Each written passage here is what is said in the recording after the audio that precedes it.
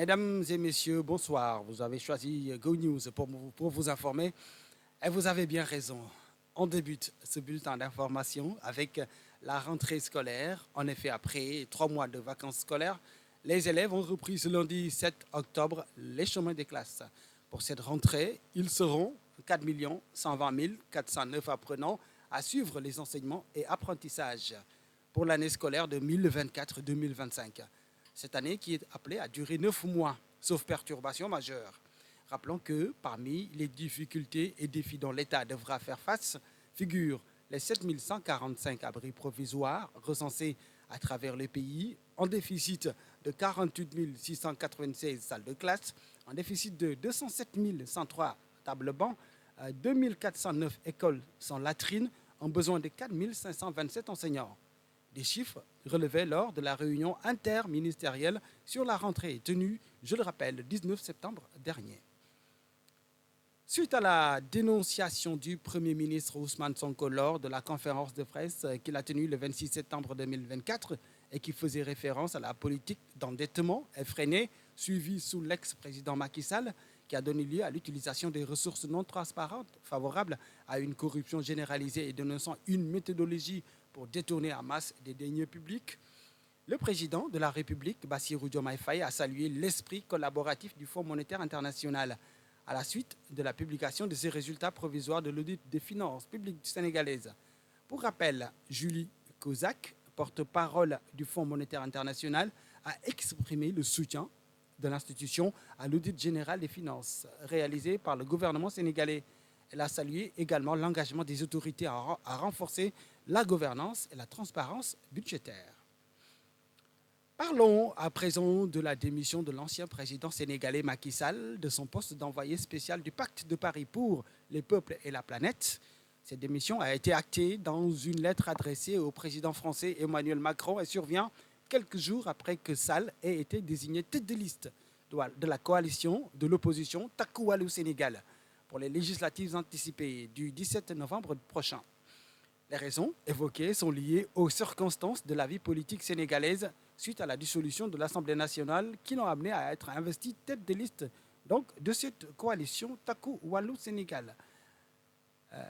Il a estimé, M. Sall, que dans ce cas, dans ces conditions, et pour éviter tout risque d'incompatibilité et de conflit d'intérêts, il a préféré se mettre en retrait par rapport à ses activités d'envoyé spécial du Pacte de Paris pour les peuples et la planète à compter du 9 octobre prochain.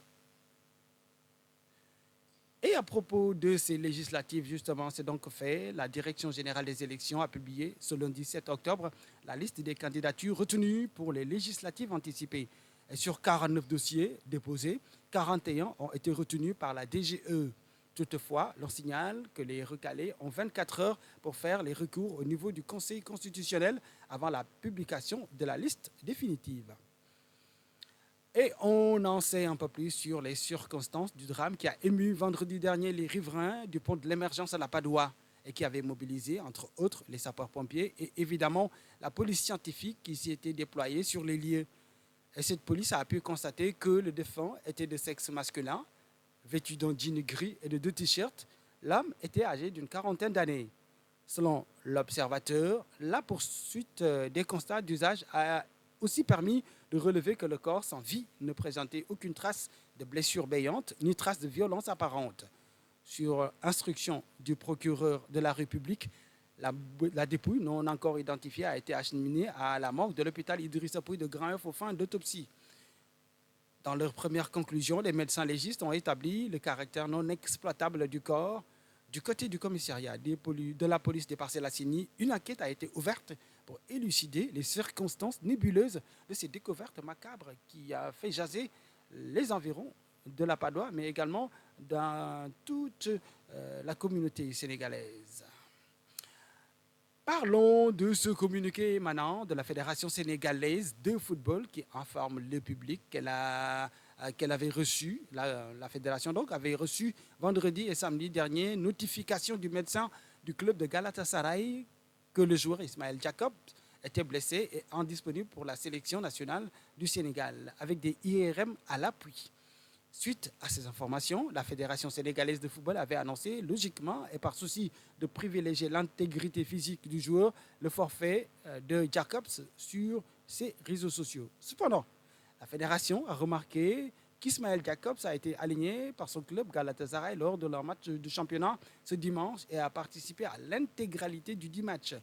Face à ces situations, la Fédération de football a immédiatement demandé la libération du joueur afin qu'il puisse honorer sa convocation en équipe nationale. Le joueur, Jacobs, qui n'était pas impliqué dans cette situation, a quitté donc Istanbul hier et a rejoint la tanière ce lundi matin. Le joueur Abdulaziz Ndiaye restera au sein du groupe malgré la présence de Ismaël Jacobs. On s'intéresse maintenant au tirage au sort des phases de groupe de la Coupe d'Afrique de la Confédération africaine de football qui concerne le Jaraaf de Dakar. Alors, le club sénégalais affrontera l'USM Alger, tenant du titre, la SEC Mimosa de la Côte d'Ivoire, le club Orapa United de Botswana.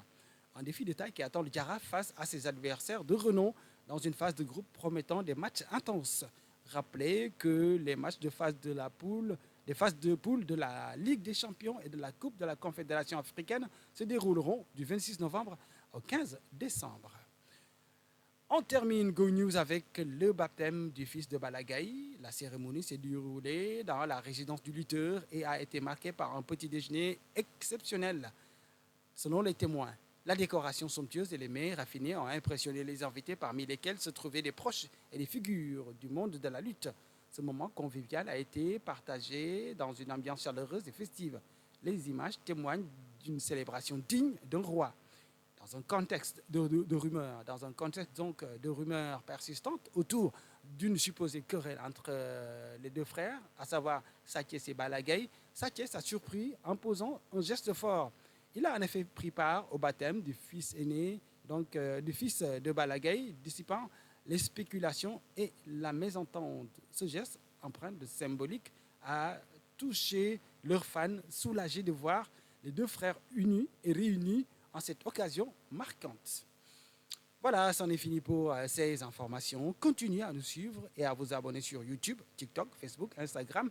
Excellente soirée à vous et surtout, prenez soin de vous.